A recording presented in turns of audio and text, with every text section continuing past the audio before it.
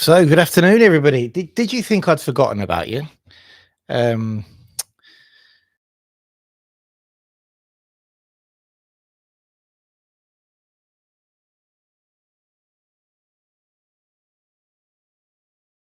the truth is, I took my eye off the. We are going to close all the windows first of all, and the computer keep opening, getting him away, and then we're going to talk about Manchester. Finally, some visas are out.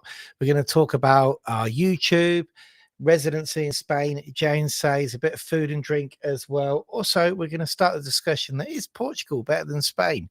And I have some photos to show you of that. Well, so we've got some really exciting news of something that's happening in Malaga as well. So there's lots and lots and lots going on. So let's get cracking. Weekly update number 91.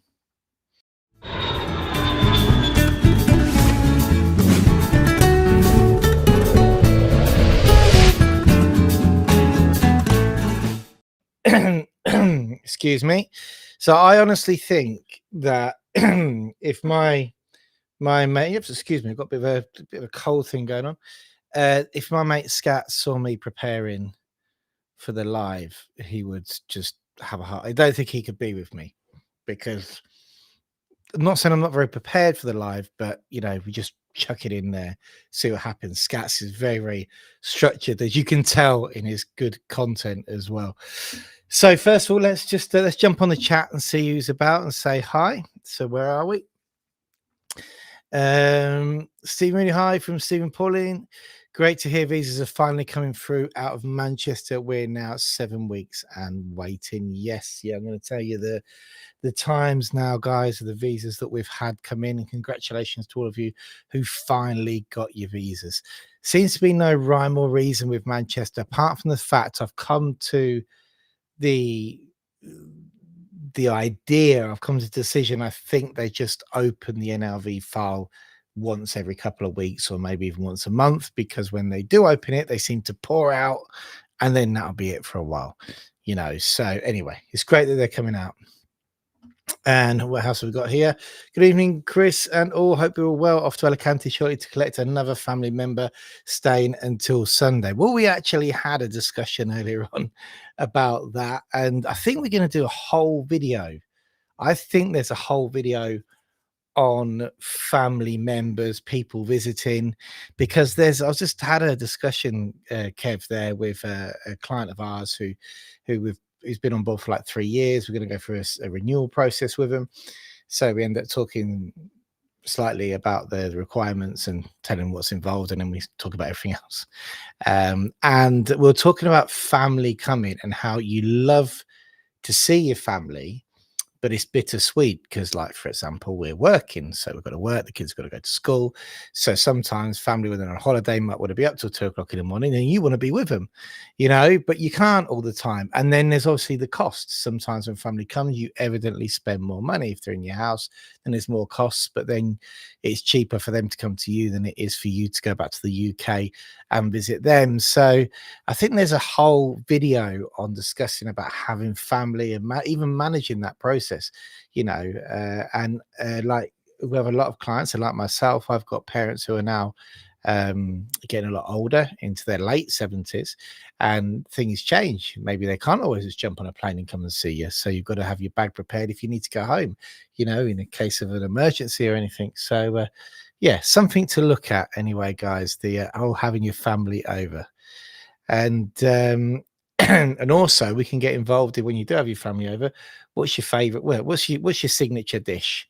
What do you do when they always come over? What's something they have every single time? I always cook a paella, because you can have a big paella. We always have the neighbors around as well, who know my family, then for 2 decades probably, and it's just the easiest, biggest, and best looking thing you could do. One of those big 60-centimeter sardines. You have the trick of using the Brianti rice, which you can never overcook because it's designed not to overcook.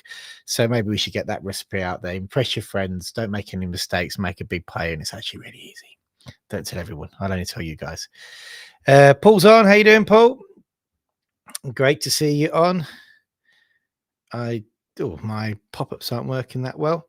Can you all hear me okay, guys? Is the microphone, I've changed the position of it slightly today. Alex, how you doing? Happy Wednesday. Great to speak to you yesterday. I think it was we spoke, wasn't it? Oh yeah, picked up your TIE cars yesterday. Great one. Well done. Robbo's on. We've got some prices from Mercadona coming from Robbo later on. Robbo, I didn't get to Mercadona because I saw your folder today and completely forgot, but I will get to go do the comparison next week. But I'm going to show you your prices this week so everybody else can get out and do a comparison for us. Okay, how you doing there, guys? What's the weather like over there? Is it getting cold? And hi, Chris. Clive, it's Clive Odom. I say Odom. Is it Odom or Odom, Clive, your name? Have I said it right? We had this discussion about your name in the office the other day, actually, because I always say people's names wrong. Hi, Chris. Going for our fingerprints in Malaga tomorrow for our NLV renewal. Yeah, it doesn't seem 5 minutes, does it, Clive, since we were chatting and you were sat there and we were talking about S1 versus private healthcare, weren't we? And now you've got your renewal and up for years 2 and 3. Yeah, I was saying today to one of the clients who's not coming until 2027, but I'm like, look, in our game, that's not that long. You know, don't worry about it. 14 months. That's not that long. It's only nearly 4 fiscal quarters. That's it. So, yeah, don't worry. If it seems a long way away, it will happen. Oh, Mike is fine. Cheers for that. Nice one. It's been a bit dodgy lately. And Kez, we had a very positive and fruitful call of Antonio today. So the only duck to line up now is French capital gains law.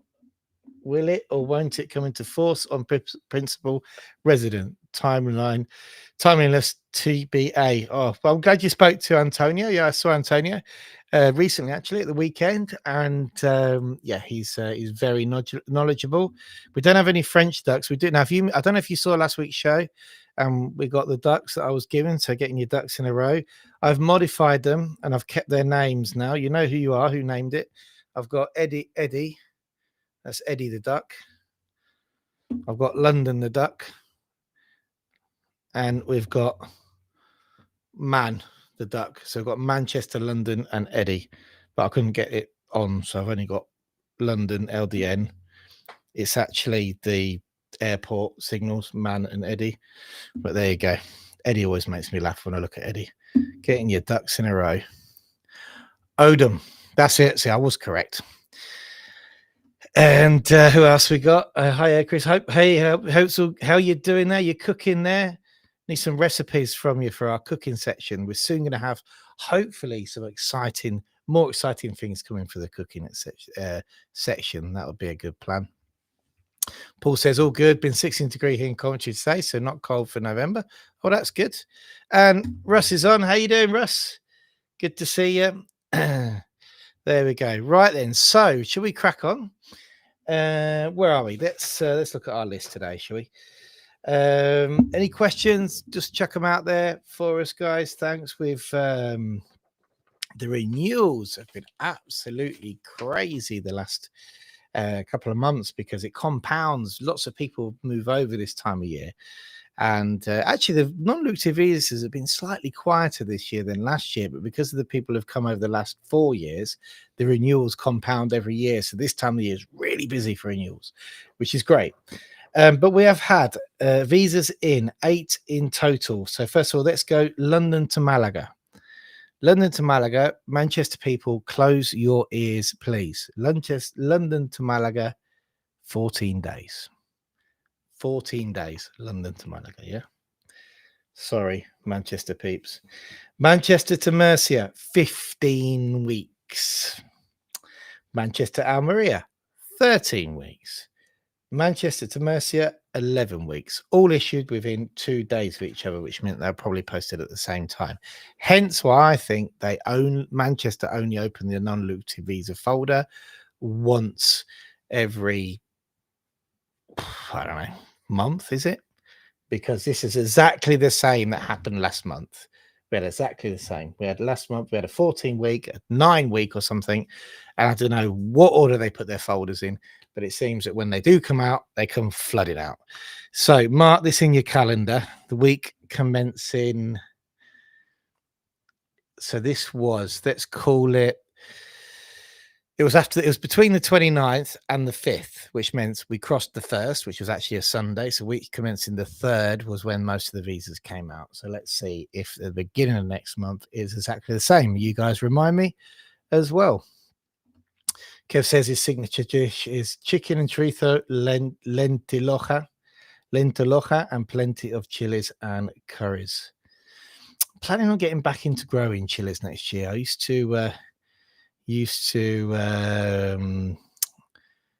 a lot of growing chilies. I've grown some really good chilies in the past. So I just haven't bothered the last couple of years. And they are perennials. Is that the plants that come back every year? Like tomatoes can be, With chilies, you can actually cut them back and they grow back a lot stronger. But I don't know. I don't know what happened. I think the non-lucrative visa happened. We're going to grow some more. Busy on renewals, which is great because Jane doesn't. Jane's a stage 2. I do the reviews on the stage 1. And we are starting to get more information now from after the new law about what's accepted and what's not. Okay, and what else? We've got some stuff here for residency to show you. Oh, yeah, here we go. Check this out. A couple of reviews dropped in. Amazing service from start to finish. NRV processed by Chris, Jane, and the Upsticks team. Outstanding value for money, which support readily provided whenever required. Thoroughly recommended. Thanks, Steve. That's amazing. Thank you for giving us that lovely review. And the only problem is 167 Dins. I don't know who you are. So please tell me so I can thank you properly. But Chris and the team made the NLV application as smooth as butter. Their guidance is the time and submitting application assistance is demystifying the process, made the whole visa process far less stressful. We are now proud residents of Andalusia, having moved from the UK. We will definitely be working with them again when we apply for our 2nd and 3rd year. Cheers, guys. That's fantastic. And I just wanted to show you this. I found this on the here we go. This on the After Brexit in Spain page. Now, After Brexit in Spain page was always a lot about withdrawal agreement stuff, but it is a very well monitored page. I have to say, the guys who run it know what they're talking about, and it's one of the better Facebook groups out there. Some Facebook groups, unfortunately, are set up by people to then tout for work by offering information, which is fair enough, but they don't openly do it. And I've been banned from an awful lot of them because obviously they don't want us being recommended or me being commenting on it. But we don't really do a lot of Facebook stuff. But I saw that EES is in operation in Alicante. So there we go. Has anybody been through lately? Looks to be a few queues. Obviously, there's going to be queues at the start when everybody's doing the initial registration, but it should speed up once you have been registered. I've just realised, sorry, looking at the ducks, because they now take permanent place on my office desk, that London has wings. Edinburgh has wings. I don't know if you can see them. Manchester doesn't. Says it all, doesn't it? Really? So there you go. Okay, then.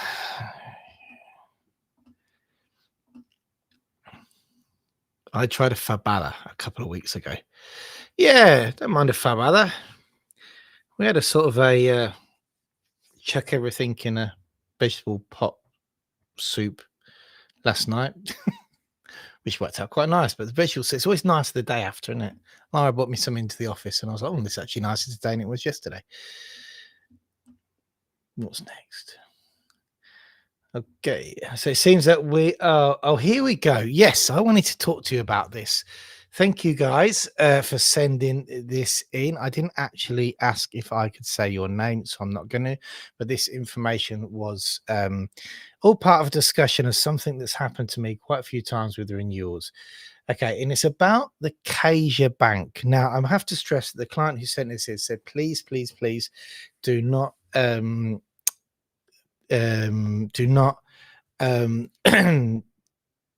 slag the CaixaBank off. They're very, very happy with their branch. There's just a problem with one of the products they offer that doesn't give us the documentation in the right language. And I've had this before. Now I'm just going to read this. It seems that we are in the CaixaBank system as Spanish residents, British account holders, so the statements are automatically generated for us in English. Bank managers Miguel now has to amend our status to Spanish account holders so that the statements are generated in Spanish. This will happen overnight, tonight or Monday. We arranged to collect them on Tuesday, so everything over to you Tuesday PM or Wednesday, all being well. Perhaps this is something for you to bear in mind when dealing with other clients with the CaixaBank accounts. It will likely happen again at some point. No need to touch base, Chris, on Tuesday. Have a great weekend yourself. We don't have weekends. Every night it's a Friday night, and every day is a Sunday. Yay. So basically what's happened is we've got some clients who have products with La Caja where their money is invested, it's instant access, and they do actually qualify for the NRV renewal.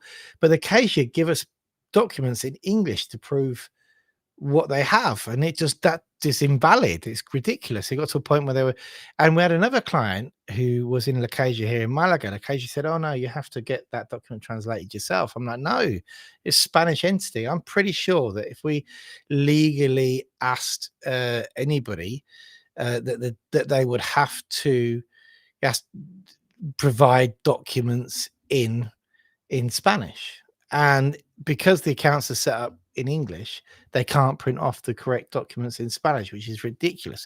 So the Caixas are generally a good bank, but if you are getting any sort of investment products or anything other than just a current account, or even with a current account with a Spanish bank, always ask if you can get your documents in Spanish. It might sound a ridiculous question. It's something you would just assume, but it's a problem that we've been coming up against, especially with the Caixa. I have to say, though, the client who mentioned this said they were very happy with their branch, and they understand it was a restriction on the product rather than a reflection on the branch itself. Hey, taking someone to Almeria Estrangeria tomorrow to try and help translate a bit. But Friday, we'll visit a broker and try to get a cheaper health insurance. Not used to it. So 3,700 euros double is painful. Okay, well, let us know how that goes. Now, I know that some companies have put up their policies in the provinces of Almeria and Murcia due to the renewal process. A lot of the time, especially Almeria, they're asking for the full terms and conditions, and which means there's maybe conditions which haven't been covered before, which now need to be covered, but they should have really been covered anyway, because the policy you present should have no exclusions. But sometimes companies are able to find a way of getting paperwork to people with including exclusions. So the whole health insurance thing is always a bit of a problem. But yeah, I know that Almeria, the Estrangeria, and Murcia become extremely strict on documents which surpass just the normal certificate you have to present, hence why a lot of companies have put up their policy prices in those provinces. But Jen, let us know how you get on with that. And Jen says she's under 60, so yeah, 3,000. I mean, I suppose age could be irrelevant depending on what you've had wrong with you, but if you have relatively nothing wrong with you, then that seems an awful lot of money for a year. Okay, then what else did I have on a residency? Let's have a quick look at our calendar, shall we? Gary, well done to Gary for getting Gary and Angela for getting your caravan, and Lara for getting a caravan and vehicle past their test this week. That is fantastic. Well done. We had trip to the museum. I don't think that was anything to do with work. It's in my calendar, but I think that might be the kids. What else do we have? We've had, here's one for you. Just while I remember it. I really should be in Jane Says, but I'll say it because you've got a different Jane Says. So we had a client who entered into Spain before their visa actually started. Now, what generally happens, now remember that everybody's looking for fixed answers, and everybody's circumstance is slightly different, and everybody behind the desk is different when faced with a slightly odd situation. So, we always have the do you need a padron? Do you not need a padron? Sort of conversation. But it is a lot of the time down to the people behind the desk and what they decide to ask for and whether they allow certain things to happen. So clients who enter Spain before the visa actually starts, we've had this happen on a couple of occasions. It's always advisable to enter after the visa starts, because then you've got a definitive entry date, and that is where they start the residency from, and they still have been doing it with the 365-day visa. So far, we're yet to have people who've done multiple entries, like go in, go out, come back in, and then go to their appointment. As soon as we do, we'll let you know what longevity they get in their residency. Excuse me. But yeah, we had a client the other day who they weren't really too happy at the desk. They came in before their visa started, and what they normally do in those circumstances, they give you your residency from the day the visa starts. So they basically have to scan the stamp and then give you residency from that day. If there's no stamp, or the stamp predates the start of the visa, then they give you your residency from the start of the visa. And that's what they did in this occasion, but they were quite funny about doing it. How is this going to play out with the entry exit system where you're not going to have a stamp at all? Well, make sure you keep all of the proof of your travel into the country. And in theory, surely they should have it automatically on their system when you entered, because that's the whole point of entry exit. And basically, the national police are border control, hence why they can do the immigration side of things. Let's see. We'll keep you in the loop on that one.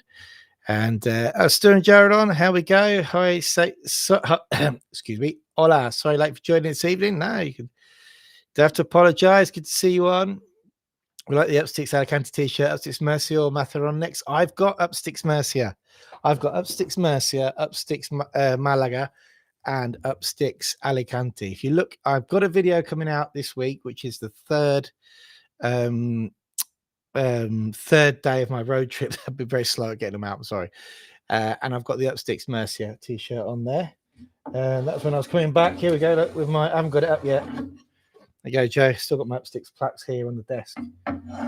Thinking of not putting it up. We're changing offices next year, so I'm thinking of maybe just leave it there on the desk. Looks nice there, and then put it up in its proud new position.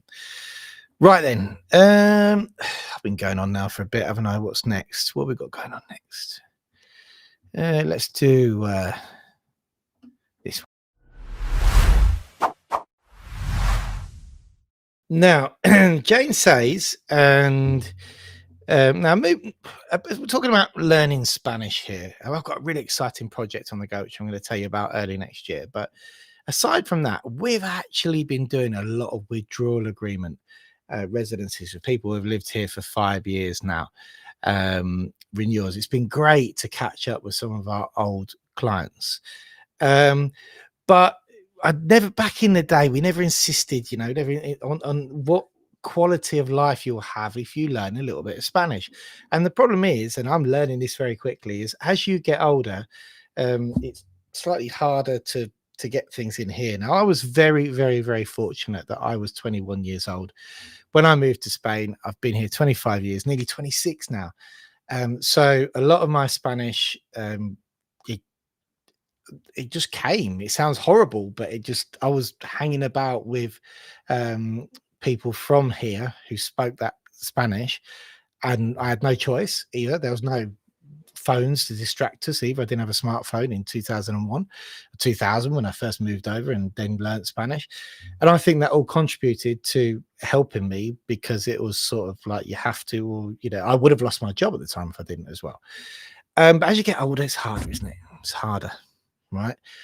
But we do have translators on the ground, but we actually, outside of the service products that we offer, taking people to make sure the visas get registered, etc.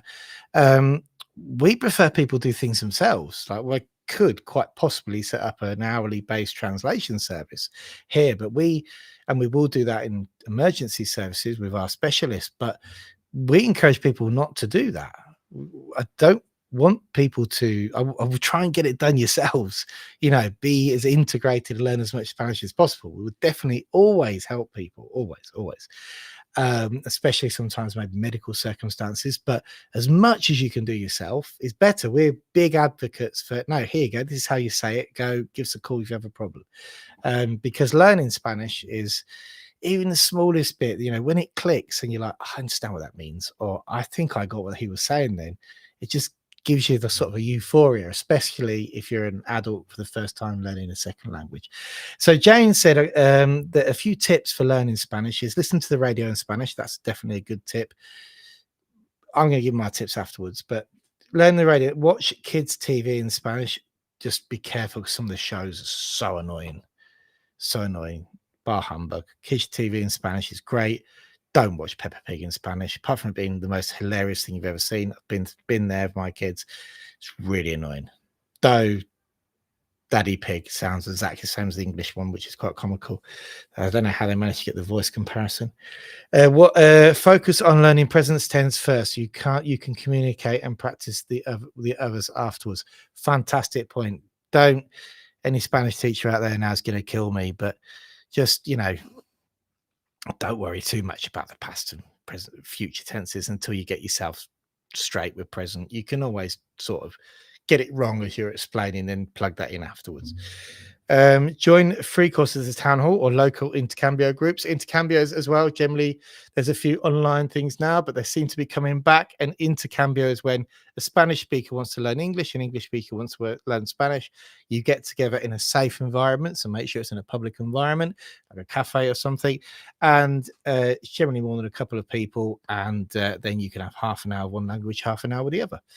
And if you have a hobby, join a local Spanish cycling, sailing, walking, football, or walk-in football. Generally when we did the walk-in football a couple of weeks ago, there was a huge mix of Spanish and English people there, and you could see that between them they were speaking a Spanglish and got themselves understood, which was absolutely amazing.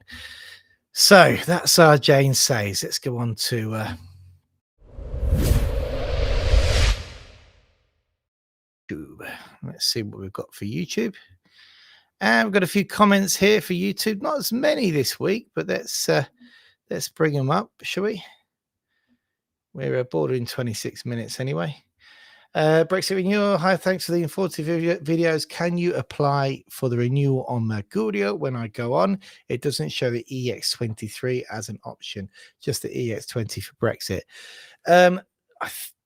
No, you don't have to apply. If you've got a temporary withdrawal agreement card and you want to renew it, you have to wait till that card expires and go straight to the commissariat with your ES23 and your 790 paid padron if you've changed your address. And currently they are renewing them on that basis. You do not have to go to the subdelegation of the government and apply to get an approval through Mercurio to do so beforehand. It is the only residency permission which allows you to do that, because I think the withdrawal agreement is obviously based on EU residency law. Every other residency permit which was issued by the subdelegation of the government needs to be renewed by them. It's only the withdrawal agreement which allows you to renew this way. What am I talking about? It's quite complicated, but I'm going to try my best to explain.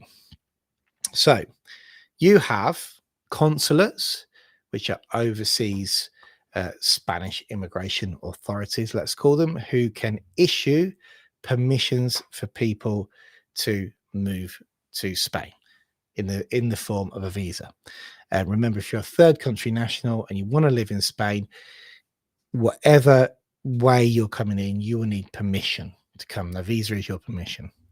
Here in Spain, we have two offices. We have the comisaría and the extranjería, but often the two are together, so they get called the same thing, right? They're actually two different offices. One is a subdelegation of the government who's in charge of approving residency applications that can be applied for in Spain. And the comisaría is where you go and get your fingerprints taken.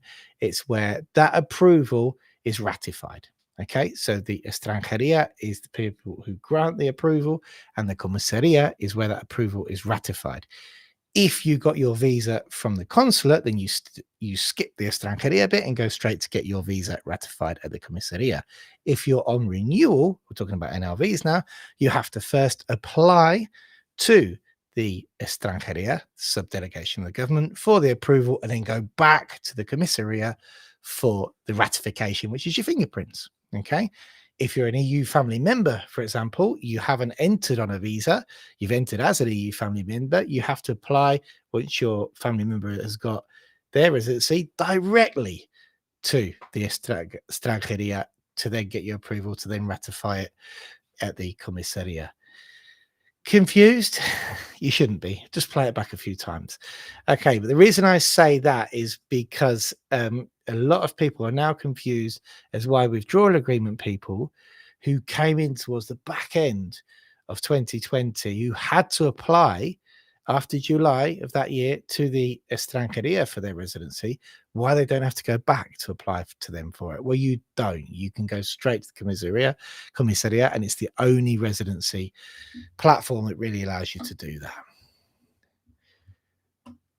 I hope I haven't given you all a headache.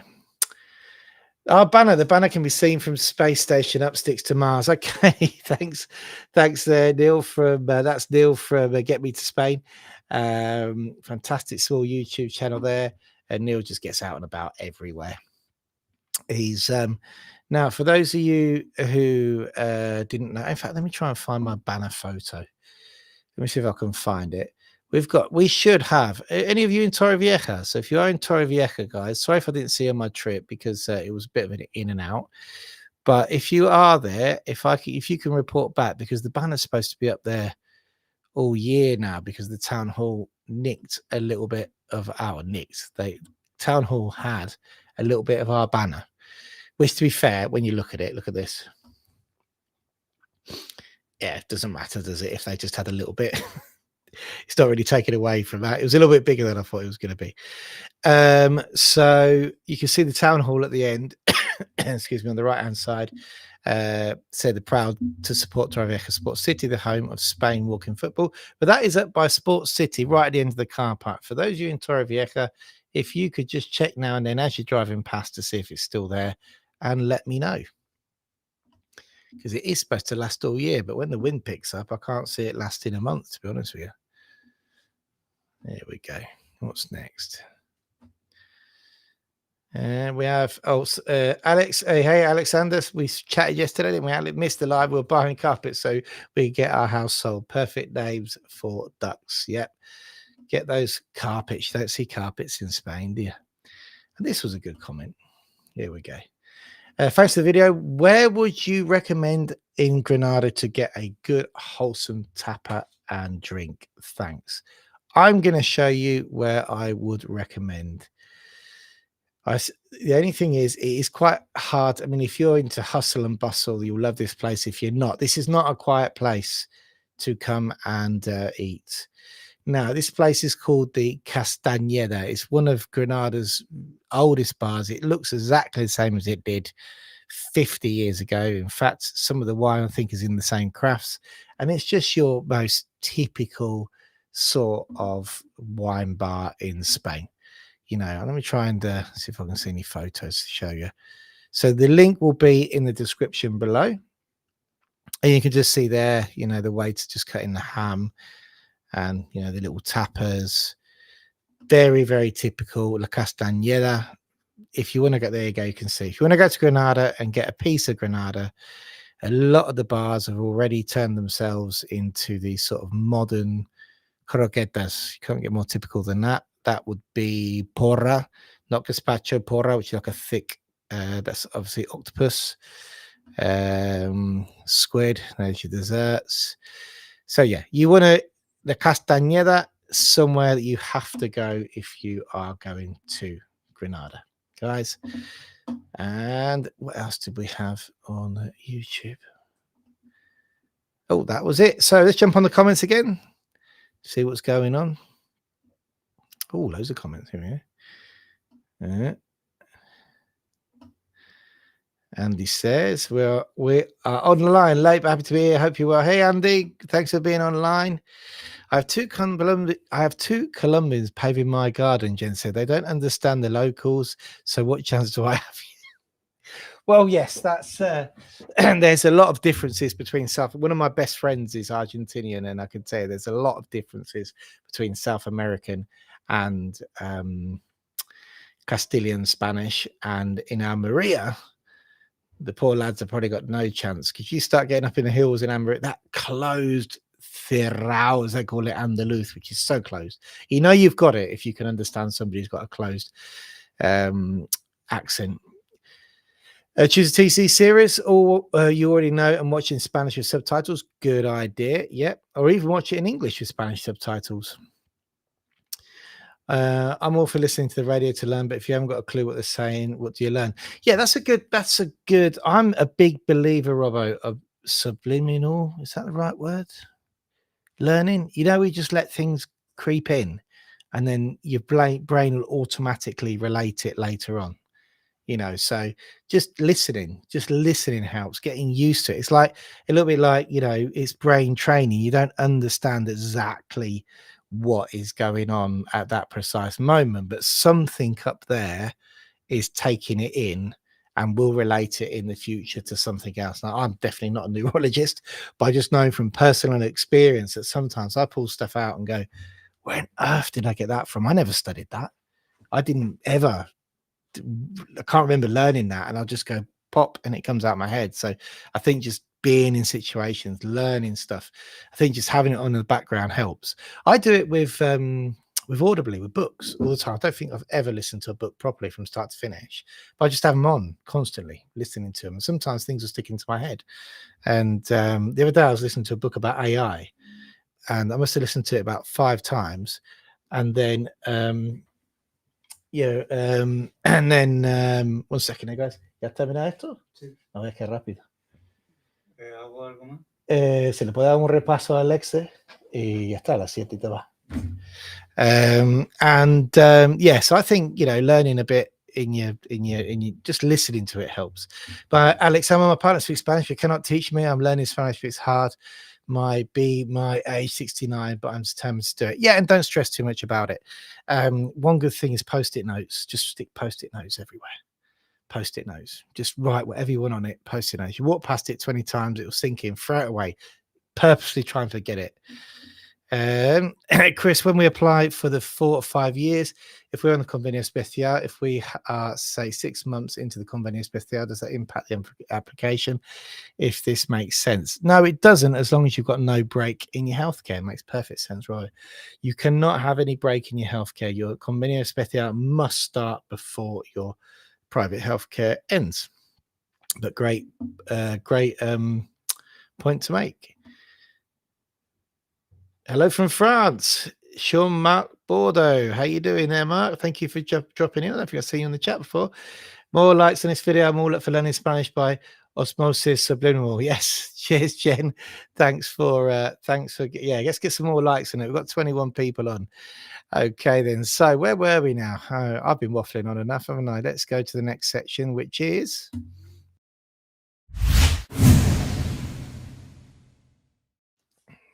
food and drink.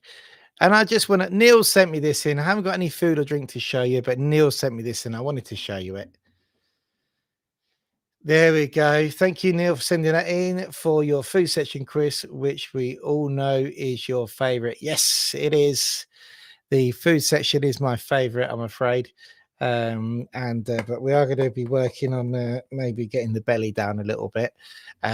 But running after a pair of dogs, our puppies helps, I can tell you that now. Look at those muscles. What have you got there? Muscles. That's Neil and his muscles. Now, I tell you what isn't bad. Now, I'm not into pre-cooked food, but I have to say, these mussels which come in the supermarket, which have just got the bit of plastic over the top, it says stick it in the microwave for 2 minutes and pull them out. It's a great meal if you need something quick. It really is. Check it. Mercadona ones aren't bad. The ones from Mascom aren't bad. But yeah, the old mussels in a pot, 2 minutes.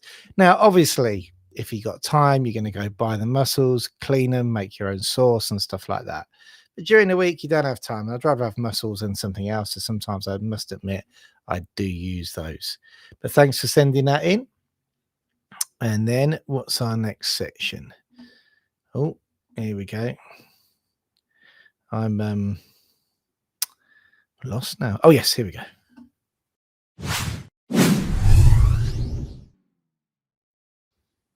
Exciting things are happening in Malaga, particularly with the football. I'm not the biggest football fan. I'm a terrible football fan. I watch the big matches, pretend I know what I'm talking about. Don't watch a match then for another 2 months or so. You know, World Cup's on. We're all experts. Oh god, last World Cup, we're all shouting at the TV, and I should have been the manager. I was that clever. I haven't watched the game since. No, only joking. But pretty much on those lines is my football uh, terrible football fan. Let's just say I watch the teams that my friends support, so I can just take the Mickey when they're not doing well. But check this out. This is in the link below, and it says here, and it's in Spanish. It says el sueño de Nueva Rosaleda con entre 45 y 55 asientos renace. So the dream of the Rosaleda to have between 45 and 55 seats is reborn. Malaga activates the study to decide where it will go. So there's a new design for the Rosaleda, the football team, the football stadium here in Malaga, and they're thinking that it could be a candidate for the World Cup in 2030. So if you do want to learn Spanish, please check out this article below, which explains exactly what they're going to do. But yeah, basically, they said here though is 705 million euros to build it. Maybe, wow, wouldn't that be absolutely amazing for Malaga? You know, so it would be amazing if we had a stadium here which was World Cup standard. I mean, what would that do? Well, what would it do for the prices in Malaga? I don't know, because you won't be able to buy a property or have a beer probably. But apart from that, it would be just a huge boost, and not only for that, for the team as well, because they're not doing that well at the moment. So there you go. Have a look at that article. You can Google translate it and try and get through it in Spanish first. But yeah, that is amazing news for Malaga.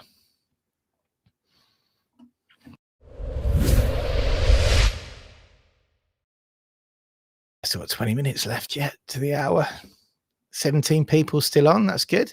We've got up to 30 people before in the past, and out and about. So, first of all, Robbo, I know you're on. I'm going to show you these now. Can you guys check out your prices if you want to take some photos as well? I don't know if you're allowed in the supermarket. I didn't get out to do the price comparison, but I will do. I promise. But here we go. So we've got, for those of you who live abroad who are watching this, this is good. There's that. So that's a box of cranberries there. And this is in La Zenia in Alicante. Okay. So Robbo said that he believes it's cheaper inland at the smaller supermarkets than it is at the bigger ones, which are more popular. So it's 190 for red fruit. That's a good. Now they look expensive to me. 220 for tomato. They are tomatoes on the vine, but they do seem a bit expensive to me, to be honest with you. I reckon €2 is max you pay for them, really, to be honest with you. Potatoes there, again, expensive. 155 a kilo. So that's a free kilo. Let me just open this photo up to make sure I'm seeing it properly. Right, so there you go. 3 kilo bag, €4.65. Now I think that's expensive. And let's be honest, Spain's potatoes, they're not the best, are they? They can be a bit naff. And we've got, oh, here we go. The Governor wine, 285 for the Governor wine. I'm not a big fan of that bottle, but it's okay. A bit cold in summer. It's not too bad. I used to have a friend he was actually an IUC for years. He was in the IUC for years and years and years throughout all the troubles, and then retired to Spain. All good.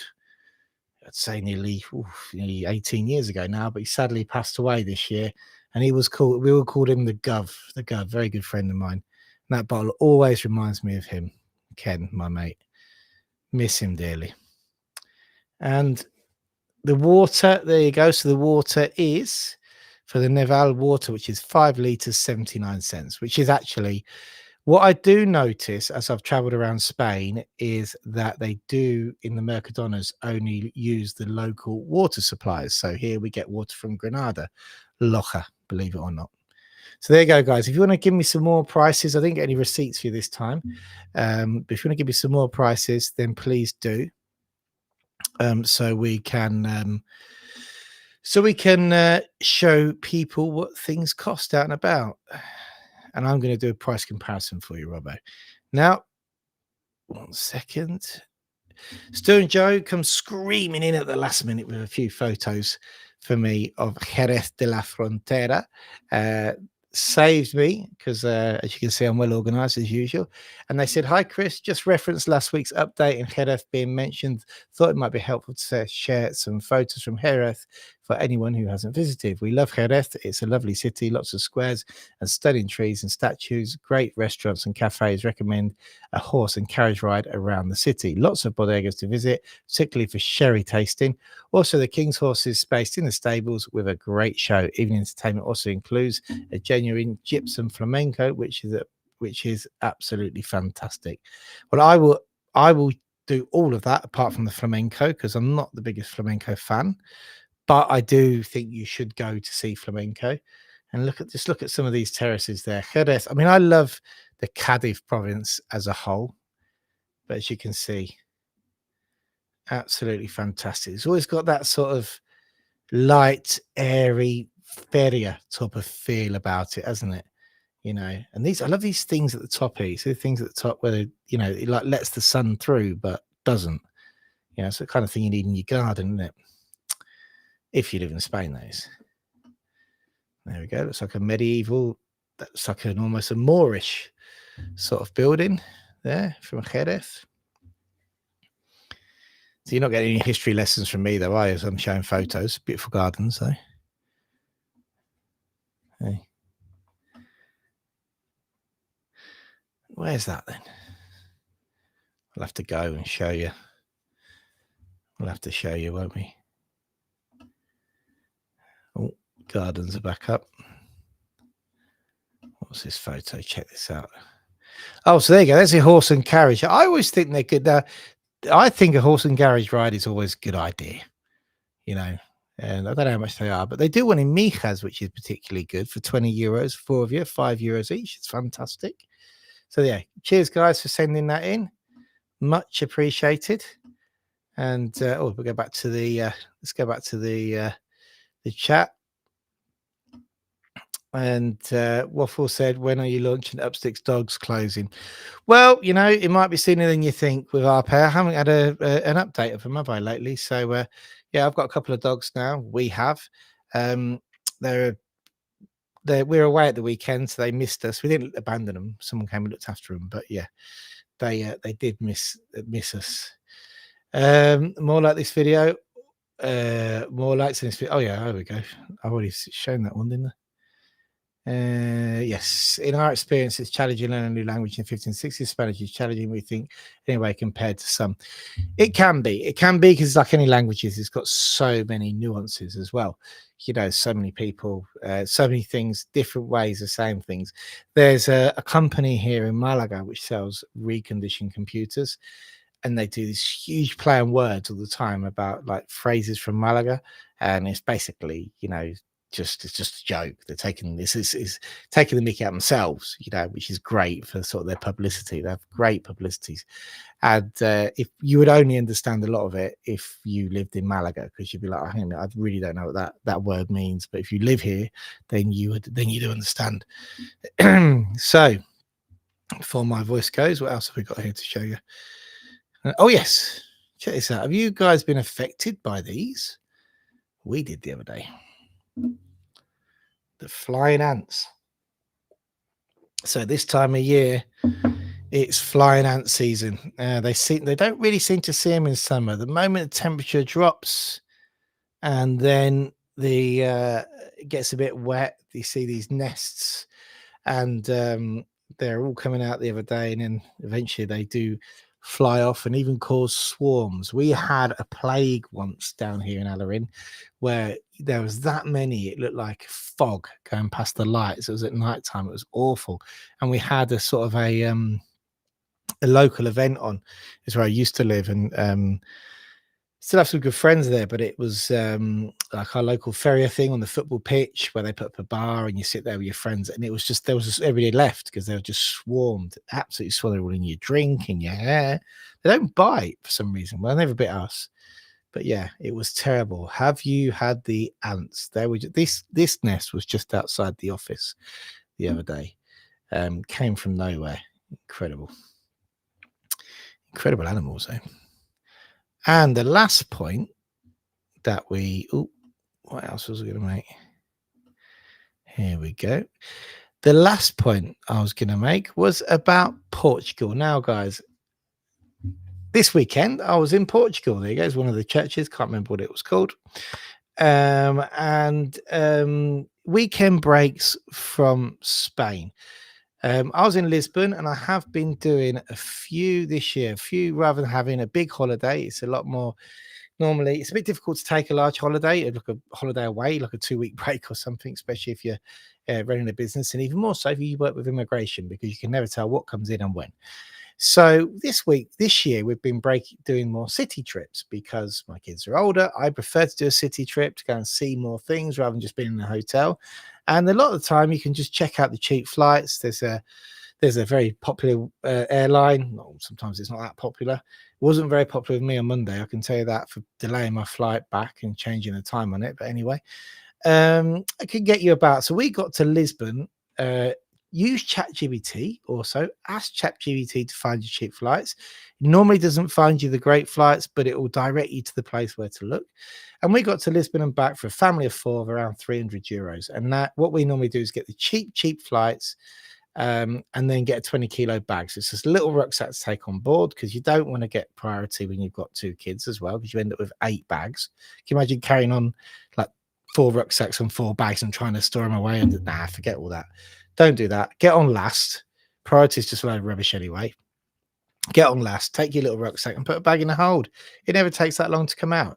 So for 4 of us, it was like €300. The accommodation was around 360, but very, very central. And then for around €600, obviously you're going to eat and stuff as well. We got a weekend in Portugal, met some friends there, and we went to Lisbon, and it was a fun time. But I don't honestly think that I would swap. I mean, I've been to Portugal a few times. I'm a huge Spain fan, aren't I? So it's, I don't think I would swap Spain for Portugal. I really don't. Lisbon itself, if you are going to go on a weekend break, just take some good shoes, because the whole of the pavement looks like this. And those white ones are those white stones are very, very, very, very slippy. The black ones on the floor aren't so slippy, but the white ones are terribly slippy, terribly slippy.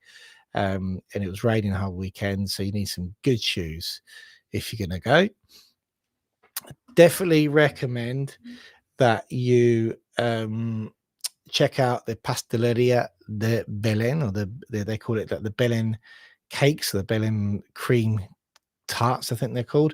The original one, you've got to go. There we are, watching them make it. Secret recipe, and you can actually go to the Tower of Belén as well, which is under reform work at the moment. But yeah, definitely suggest you go there. But check out, if you're in Portugal, the price of Ubers to get around, or taxis, because the tranvia for 8 of us was just the same cost as getting 2 taxis back. So, unless you want to go on the tranvia, then, don't bother. Just get an Uber. We also spotted this. Check this out. Look at that old Mercedes. Now, that is an old 200D, I believe, a Mercedes. Hang on a minute. Yep, there you go. There's the proof. And it was just there on the road. Didn't wait around to see if anybody got it in its drive. But yeah, that's, what year is that? That's got to be very, very, very old, hasn't it? And just last but not least, That was one of the restaurants we ate in. That was their fish display. We noticed there was a lot more of the restaurants have inland, have more fish displays like we have here on the coast, with the ice and the fish counter. They're very nice. And the prices were very similar to Spain. I won't say there's anything different, really, than what you see here. And then, we went to the oldest bookshop in Portugal to see Portuguese books, which I wouldn't understand. But yeah, there's some of those books there over €1,000 to buy, believe it or not. Yeah, over €1,000 for a book. It's obviously got to be worth it if you know what you're doing. And we have pictures of the entry-exit gates. Look at those. There you go. They weren't in use because the flights, I was on a Schengen flight. So with the Schengen flights, remember, you have to travel with your passport, but you don't go through passport control. The passport is only for identification at the plane. It's a valid travel document. Your TIE card, you cannot travel within the Schengen zone. It must be your passport. Though you don't go through a policed passport control, it's checked at the gate by the person who's boarding you to verify who you are, that you're the same person who's on the boarding card. So you won't go through these gates. But they did from this terminal have flights going to the UK earlier in the day. So it looks like it's working now in Lisbon. And last but not least, I wanted to ask you this question. We're going to wrap up now. I wanted to ask you this. Is it a solo bin or is it a wheelie bin? For those of you who lived in the UK, we don't really have them here, do we? I've just copped I'm going to show you this as well. I'll show you this in a minute. For those of you who lived in the UK, I always used to call it a Sulu bin because it had Sulu written on it, which I believe was the company who actually manufactured wheelie bins. Now, when I said this to my wife, she laughed her head off at me and said she'd never heard of it, and that it's always been a wheelie bin, and I just made it up. Okay. And for the life of me, I could not find any proof that I was wrong. Then I even started to doubt myself. Why was I calling it a Sulu bin? So here we go. Was it a Sulu bin for you, or was it a wheelie bin when you're in the UK? Or if you're in the UK, please tell me, because I found this in Portugal, which proves the answer is it's a Sulu bin. I think Sulu bins are the manufacturers, so it's a Sulu bin. It's not a wheelie bin. It's a Sulu bin. It's even in Portugal. So hasta luego, Guille. No tarde. Oh, 1 second. I'm just going to let the lad out. Bear with me 1 second. Oh.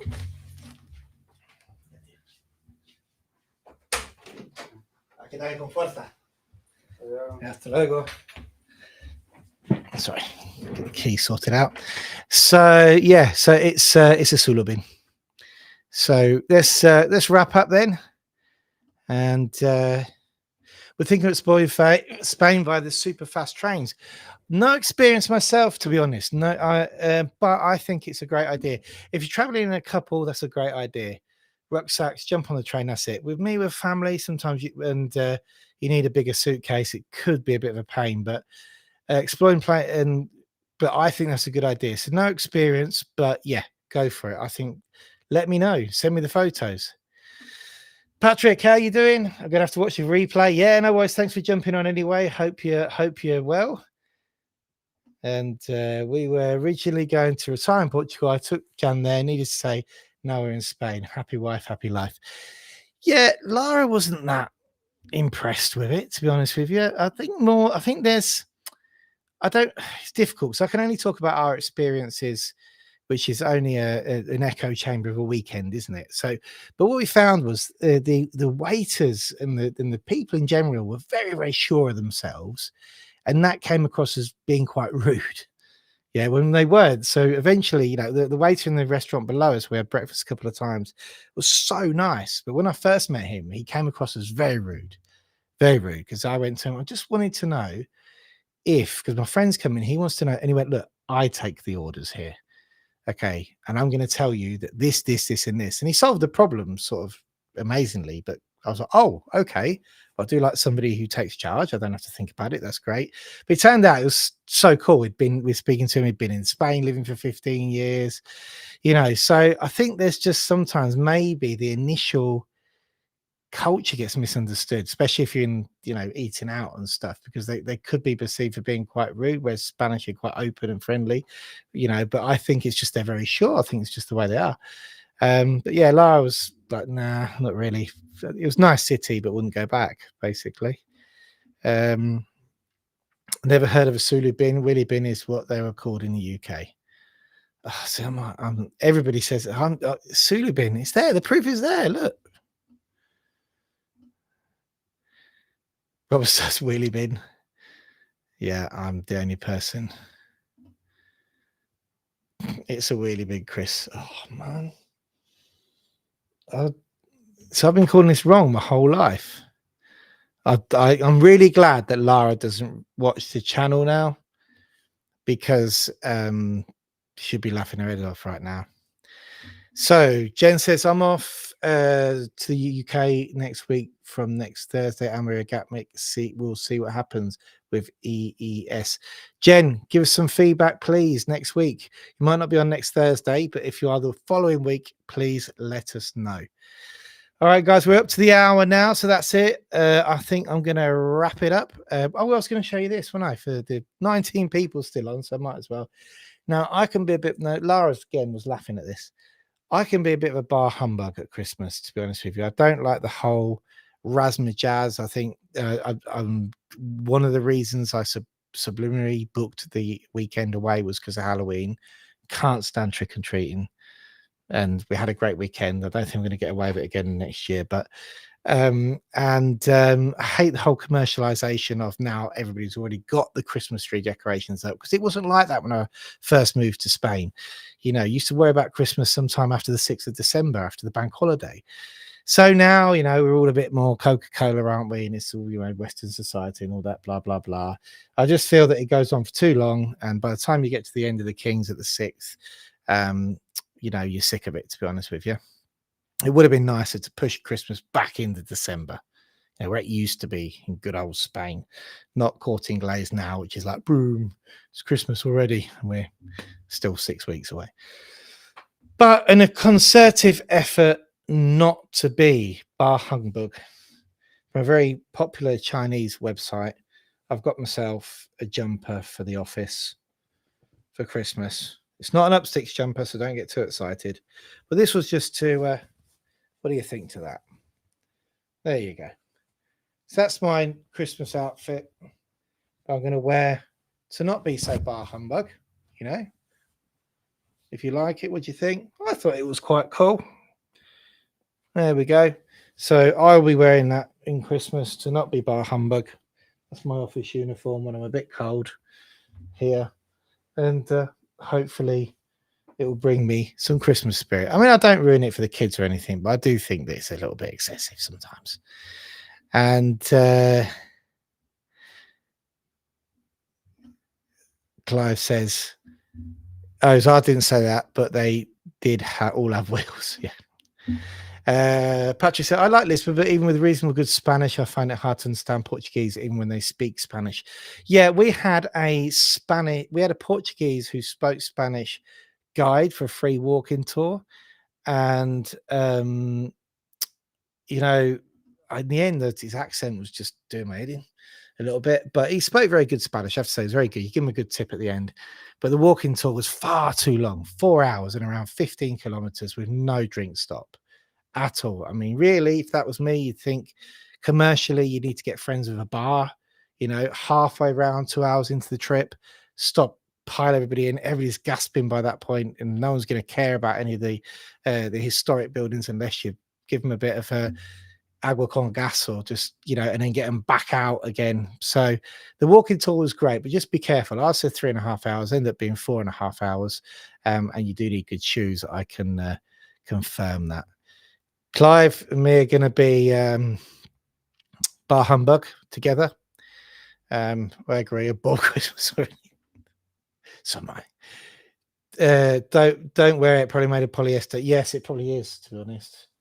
Yeah, it was sort of an effort of me to not be so bar humbug. But Scrooge was doing fine until the spirits visited.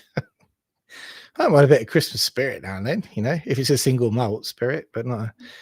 There we go. Okay, that's enough of that. I better go. Got to go and pick up Isla from gymnastics. Cheers, guys. Thanks for tuning in. 19 on already. Don't forget next week.